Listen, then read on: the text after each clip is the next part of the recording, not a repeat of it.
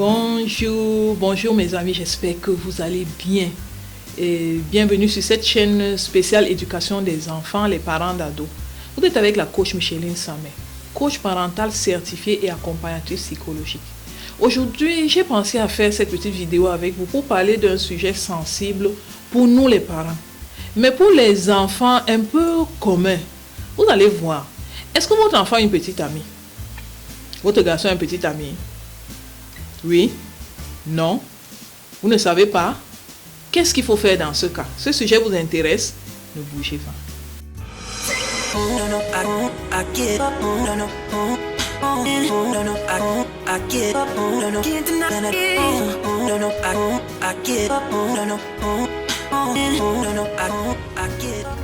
Vous savez, nous les Africains, nous sommes des personnes un peu pudiques, ou alors très pudiques pour la plupart d'entre nous. Et nous sommes éduqués comme ça. Donc les questions de sexe, les questions d'amour, ce sont des questions, tout ce qui concerne l'intimité, ce sont des questions privées. Donc généralement, on ne partage pas ça avec nos enfants. Surtout que nous sommes toujours à penser que nos enfants sont petits et qu'ils ne sont pas encore intéressés par ce genre de choses. Sauf que, sans qu'on ne se rende compte, ils grandissent, ils commencent à être intéressés par des questions amoureuses et ils se lancent même avant qu'on ait eu le temps de les former. C'est pour ça que quelquefois, les parents sont surpris de constater que leur fille a déjà une activité sexuelle ou leur garçon. Comment gérer ce problème? Si votre fille ou votre fils a déjà un petit ami ou une petite amie, qu'est-ce qu'il faut faire? C'est de ça que nous allons parler aujourd'hui. Il y a 5 points que je veux partager avec vous aujourd'hui. Et le 4e point est particulièrement important. Je pense qu'il va vous plaire. Donc si vous restez jusqu'à la fin de cette vidéo, ne ratez pas le 4e point, ce sera super pour vous. On va commencer d'abord par le premier point. Première chose à faire lorsque votre enfant a une petite amie ou un petit ami, c'est de comprendre la situation. C'est très important de comprendre la situation. Sinon, vous allez paniquer, vous allez prendre des décisions qui seront contre-productives juste parce que vous ne comprenez pas ce qui se passe. Voilà ce qui se passe, je vous explique. L'émoi sexuel est normal chez les enfants. L'amour, le désir d'amour est tout à fait normal chez les enfants. Si votre enfant n'a pas ça, c'est qu'il lui manque quelque chose. C'est pareil pour nous les adultes. Vous savez, on dit du berceau à la tombe, on a besoin d'amour, n'est-ce pas? D'autres disent que l'amour, c'est la plus grande force de l'univers. Sauf que quand l'enfant est petit, ça commence à se mettre en action et nous les parents, nous ne sommes pas préparés à ça. Justement parce qu'on n'a pas accompagné notre enfant. Donc ce premier point, c'était très important pour que vous compreniez que ne faites pas un scandale si votre enfant est amoureux. C'est tout à fait normal. Et ce qui serait anormal, c'est que la situation n'arrive pas comme ça. Mais quel est le point suivant? Une fois que vous avez compris la situation physiologique et même psychologique de l'enfant, quel est le point suivant? Permettez-moi de vous offrir un cadeau spécial. Je l'ai conçu avec mon cœur, spécialement pour vous. C'est un e-book. Son thème, comment amener son enfant à obéir sans crier. Mes amis, vous avez du mal à vous faire obéir sans que les enfants ne vous mettent hors de vous. Cliquez au bas de cette vidéo. Le lien que vous allez voir va vous donner accès à ce livre et ça va beaucoup vous aider. Le deuxième point m'a été inspiré par une lettre qu'une adolescente m'a écrite. Elle m'explique que ses parents la soupçonnent d'avoir un petit ami alors que ce n'est pas vrai. Elle est juste quelqu'un qui aime prendre soin d'elle. Et puis ses parents trouvent qu'elle prend trop soin d'elle. C'est sûr qu'elle a un petit ami alors que ce n'était pas vrai. C'est ça qui m'inspire le deuxième point, mes amis. Vous êtes sûr que votre enfant a un petit ami? Quelle preuve avez-vous de ça? Est-ce que ce n'est pas vous-même qui vous faites un film dans votre tête? Vous avez compris le deuxième point, n'est-ce pas? Rassurez-vous que c'est vraiment ça. Oui, c'est très important. Qu'est-ce qui vous prouve que votre enfant a un petit ami? Parce que votre enfant écoute beaucoup plus de chansons d'amour maintenant. Mais c'est tout à fait normal. Elle est dans la tranche où les sentiments amoureux s'éveillent. C'est tout à fait normal. Parce qu'il prend maintenant plus soin de son corps. Lui qui ne se lavait pas maintenant, il faut absolument être tiré à 4 épingles. Pour vous, c'est ça une preuve? Mes amis, rassurez-vous que votre enfant a une petite amie ou un petit ami. Et le moyen le plus simple, c'est de lui poser la question. Évidemment, quand vous allez lui poser la question, vous pouvez vous arrêter à la réponse directe. Vous pouvez aussi regarder le non-verbal. On va en parler dans une autre vidéo. Mais ce que je veux dire ici, c'est que soyez sûr que votre enfant a effectivement une ou un petit ami. Rassurez-vous de la situation. Vous pouvez lui poser la question.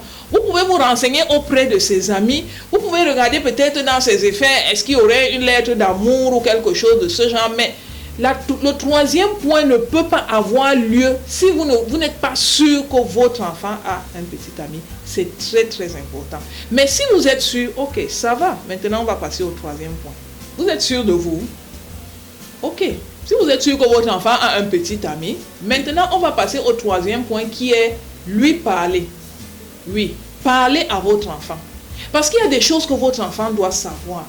Et là, nous sommes dans une situation de fête, qui est un peu une situation de crise. Parce que idéalement, vous deviez avoir fait l'éducation sexuelle de votre enfant. Avant qu'il n'atteigne l'âge où les sentiments amoureux vont s'éveiller, vous deviez déjà lui avoir parlé d'amour.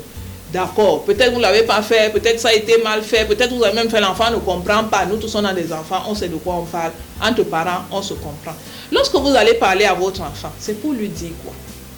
Première chose que vous allez lui dire, c'est que pour un être humain, les sentiments amoureux sont tout à fait normaux. Première chose que votre enfant doit savoir.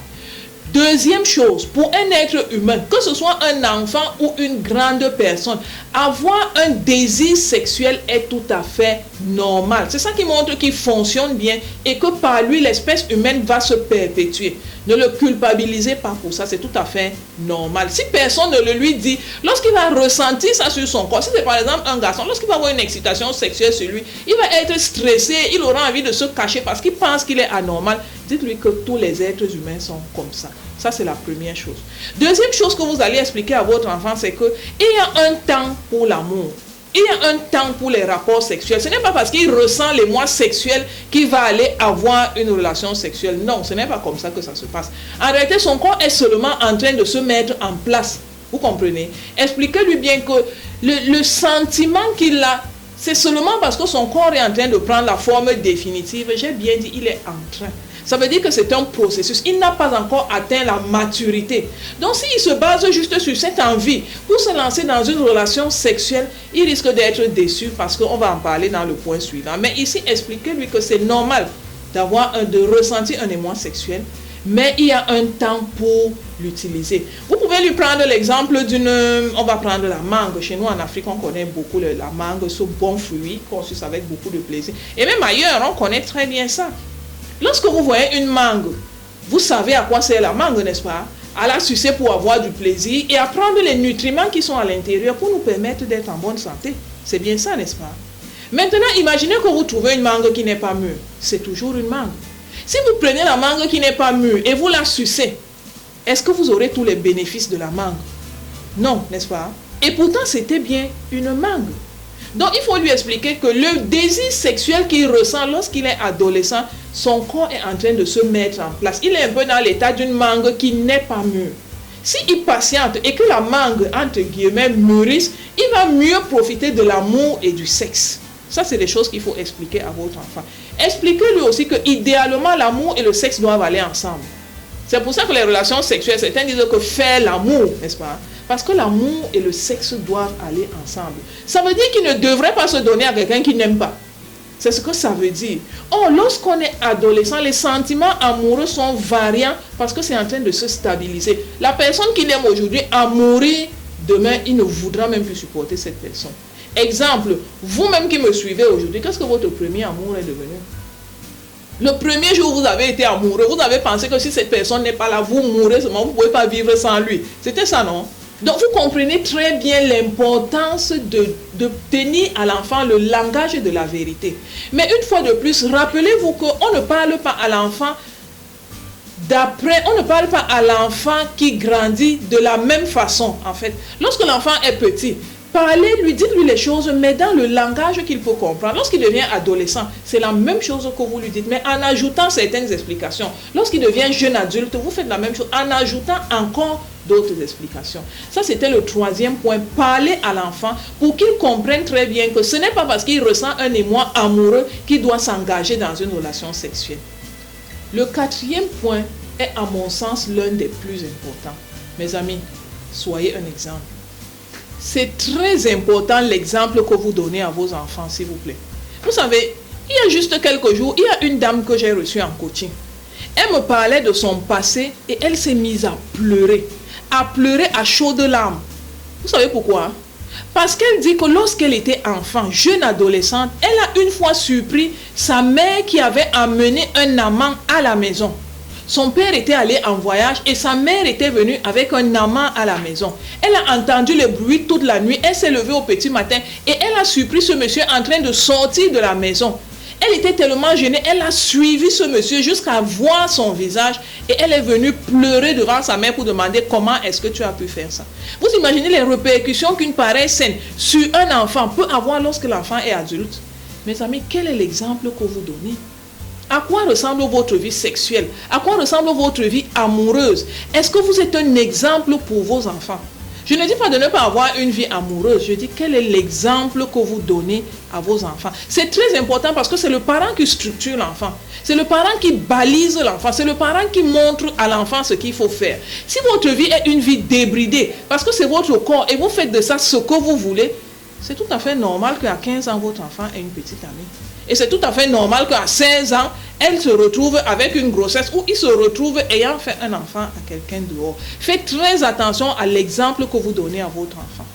Mes amis, je ne vais pas terminer cette vidéo sans vous parler d'un cas particulier. Je ne sais même pas si c'est un cas particulier ou c'est ça qui arrive le plus en plus. Vous connaissez des relations homosexuelles ou des relations lesbiennes, n'est-ce pas? Est-ce que vous connaissez des jeunes qui ont des petites amies qui sont du même sexe qu'eux? Est-ce que vous en connaissez? Bon, de plus en plus, on en voit sur les réseaux sociaux. C'est des choses qui commencent à prendre notre environnement. C'est des choses qu'on ne connaissait pas avant, qu'on trouvait scandaleux. Mais de plus en plus, c'est des choses qui se font. Dans les lycées, il y a des gens qui ont des relations homosexuelles ou lesbiennes dans les lycées. Et puis, ils se filment, eux-mêmes balancent ça sur les réseaux sociaux. Donc, il faut absolument savoir qu'aujourd'hui, le petit ami de votre garçon peut ne pas être toujours une fille. Ça peut aussi être un garçon.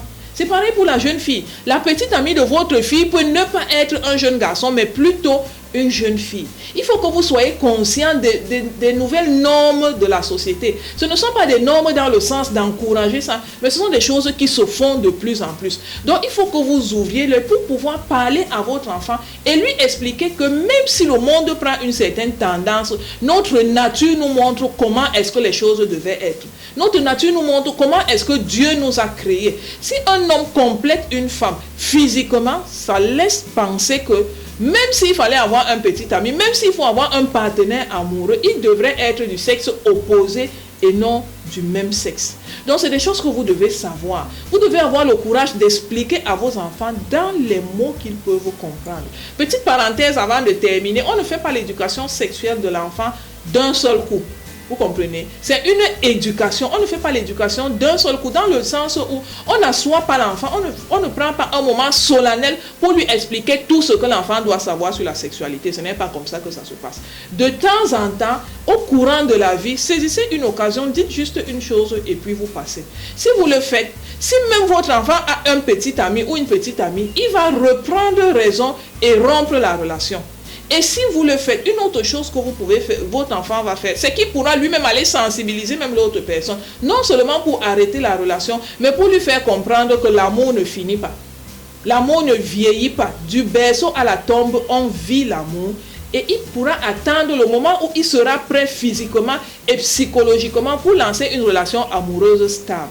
Voilà, c'est ce que je voulais partager avec vous aujourd'hui. J'espère que ce contenu vous enrichit. Je vous remercie beaucoup, ceux qui soutiennent la chaîne, ceux qui s'abonnent, ceux qui partagent à d'autres parents. Vous savez, c'est ensemble que nous ferons bouger les lignes. Donc, continuez à partager ce contenu avec des parents qui ont des adolescents, des jeunes adolescents, parce que moi, je pense que ça peut leur apporter quelque chose. Si vous le pensez aussi, vous savez ce que vous avez à faire. Voilà, je vous remercie infiniment d'avoir suivi cette vidéo. Je vous prie de mettre en pratique tout ce que vous entendez ici, parce que c'est des choses qui marchent, c'est des choses qui sont avérées. Et j'attends les commentaires au bas de cette vidéo. Voilà, à la prochaine. Bye bye.